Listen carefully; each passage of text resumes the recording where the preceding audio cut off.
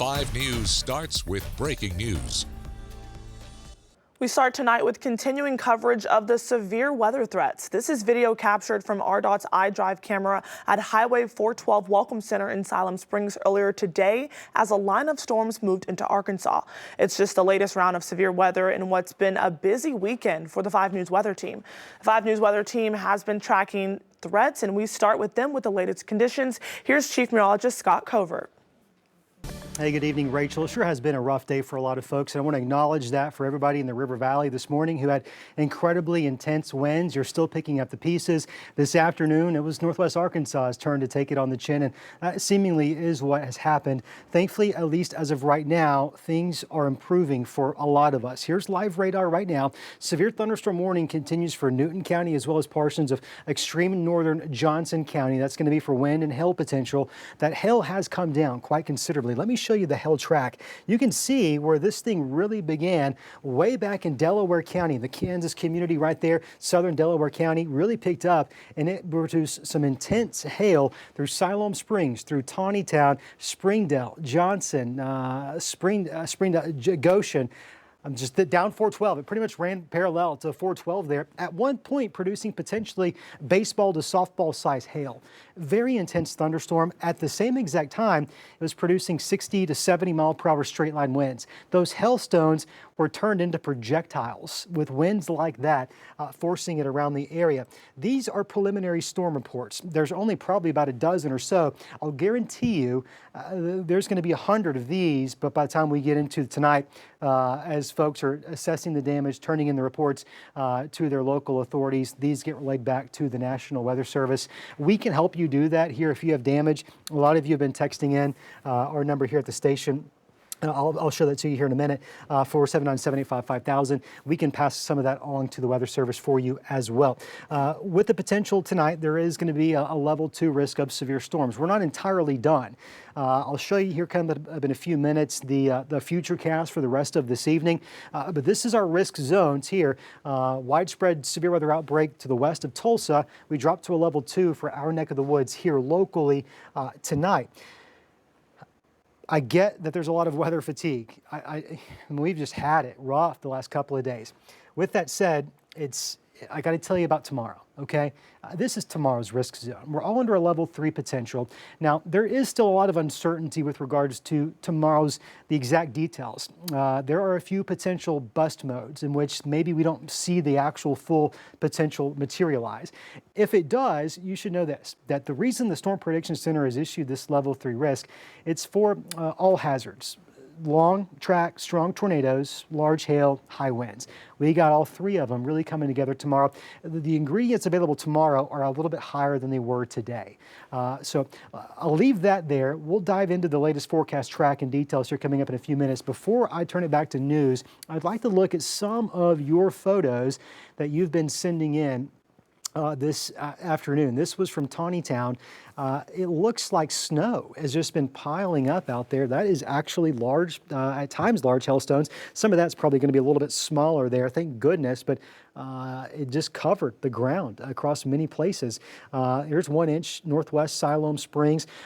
Whoever this is, you rock. You're like doing it the right way. You're actually putting some measurements to it, specific, precise measurements. That's always really helpful if you're ever able to do that and send us in some of the photos. This is Olivia Cosby, also in Springdale, outside with a hoodie on. It probably did get cold. Temperatures probably did drop, not only because of the rain, but of course the hail covering the ground there as well. But note the sandals. Of course, it is mid to late May. Can't do without those. Okay, next photo. This is going to be no location provided. Looks like some back porch damage there, probably as a result of the hail that you can see piling up on the grounds. The winds probably didn't help matters either at all. What else do we got? Okay, this is near Botanical Gardens. This is going to be the east side of Fayetteville, near Springdale, right there along the city limits there. Looks like a tree blown over. That's a larger tree, too. Thank goodness it didn't blow on that house. This is going to be in Springdale as well, from Luke Patrick. 48th and Sunset, I believe, is where that one was. You can see some hail covering up the sidewalk there. Let's see, we got some back porches. This is north of Goshen on Beaver Lake. That was Huntsville. This is Springdale, Terrence. Looks like I'm not sure if that was like a lean-to, if that was a porch, a greenhouse, some kind of awning there. Looks like it's just totally destroyed. This from Springdale also. Some very large hail at times mixing in. Watch this tree just get blown over as the winds come through in Huntsville. Can we go back one? That was from some security camera footage, just blowing that tree over. That was a smaller tree, thank goodness, and thankfully there wasn't any structures around it to damage, but some tree damage nonetheless. I think we've got some more. This was in Tawnytown, sent in by Brittany Hansen.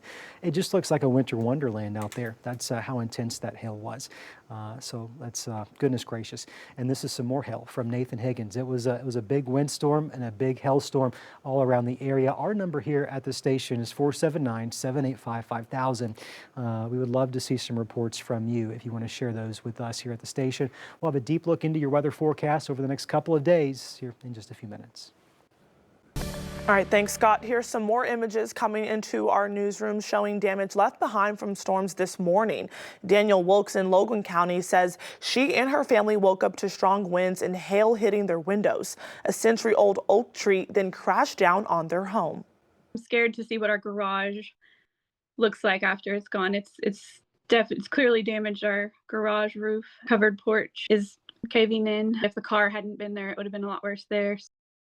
With more storms in the forecast this week, you can share any damage reports, kind of like what Scott mentioned earlier, with us at 479-785-5000, as long as it's safe to do so. That breaking news happening in Fort Smith, where one person has died after a shooting this weekend. According to Fort Smith police, it happened around 10 o'clock last night on Bell Avenue, about 2 blocks south of Martin Luther King Jr. Park. They identified the victim as 23-year-old Tamonte Parks. Investigators say they learned about the shooting when the victim was taken to a medical facility. No arrests have been made at this time, and they believe the shooter fired shots from a dark-colored truck and fled the scene. You can find more developments from Fort Smith Police on our website, 5newsonline.com. Also developing this evening, former President Joe Biden is battling an aggressive form of prostate cancer. A spokesperson confirmed the news this afternoon. Biden was seen by doctors last week, and they confirmed the cancer diagnosis on Friday. He's now reviewing treatment options with his doctors. We're learning more tonight about the investigation into the bombing of a California fertility clinic this weekend.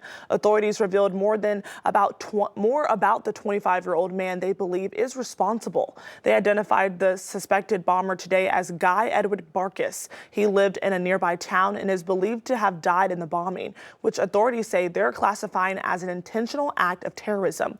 They're still working to positively identify the remains and confirm today that all the embryos inside the facility were saved by first responders. I'd like to start off by saying, due to the speed and professionalism of the Palm Springs Fire Department, Station 1, the Palm Springs Police Department, as well as the FBI bomb technicians, we are able to save all of the embryos at this facility. Good guys 1, bad guys 0. They understood the sensitivity and the precious nature of what was inside, and they took extreme care to ensure that there was no loss of any sensitive material. Again, the suspected bomber was believed to be killed in the explosion, but law enforcement are continuing efforts to positively identify the found remains. The investigation also continues into what caused a Mexican Navy ship to crash into the Brooklyn Bridge last night. The ship's mast crashed into the bridge and 19 people on board ended up needing medical treatment.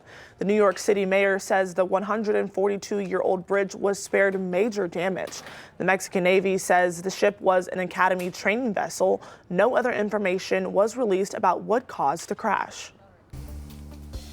Members of the Trump administration met with Ukrainian President Volodymyr Zelensky today. It comes ahead of President Trump's expected phone call with Russian leader Vladimir Putin. Willie James Inman is at the White House with the latest on the efforts to end the war in Ukraine. The House Budget Committee will meet late Sunday to try to move President Trump's domestic policy bill towards a floor vote. This comes after 5 Republicans blocked the measure on Friday, saying the bill does not go far enough to reduce spending. We have to deliver on extending the tax cuts, but getting also the spending cuts necessary to get deficits down. The 5 Republicans voted with all Democrats against the GOP proposal, which includes $880 billion in cuts to social programs. Republicans hope to win approval of the legislation before the Memorial Day recess. Earlier on Sunday, Ukrainian President Volodymyr Zelensky met with Vice President J.D. Vance and Secretary of State Marco Rubio in Rome to discuss a potential end to Russia's war with Ukraine. The men were on hand for Pope Leo's Mass at the Vatican. This comes as President Trump is expected to speak with Russian President Vladimir Putin, reportedly to encourage a ceasefire between Russia and Ukraine. We don't have time to waste, so we don't want to be involved in this process of just endless talks. There has to be some progress, some movement forward. Ultimately, one of the things that could help break this logjam, perhaps the only thing that can, is a direct conversation between President Trump and Vladimir Putin. And he's already openly expressed a desire and a belief that that needs to happen. The president is expected to speak with President Putin at 10 a.m. Eastern Monday morning. Willie James Inman, CBS News, the White House. Pope Leo XIV delivered a message of unity today during his inauguration mass at the Vatican. An estimated 200,000 people were in attendance in St. Peter's Square to witness the inaugural mass of the world's first North American pope.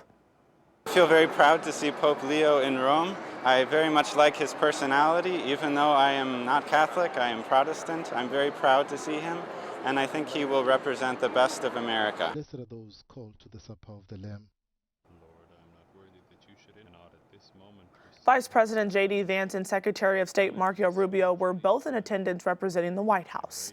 And in his first few weeks as Pope, Leo XIV asked Catholics to say prayers for vocations. As Elaine Quijano explains, the church is dealing with a shortage of priests, especially here in the United States. At St. Joseph Cathedral in Columbus, Ohio, being on the altar feels momentous for Joseph Rollwing. The Lord be with you. He's 27 and a Catholic deacon. When we met him, he was just days away from being ordained a Catholic priest. After studying at the nearby Pontifical College Josephinum, the only seminary governed by the Vatican outside of Italy. I was a normal high schooler, played sports, did it all. I never thought that I would be doing this, but the Lord had other plans. Between high school basketball games, he began questioning his faith. Then in college, he felt the call. Did you hear a voice? Did you see a sign in the sky? No, but as I was praying this rosary, overwhelmed with this wave of peace.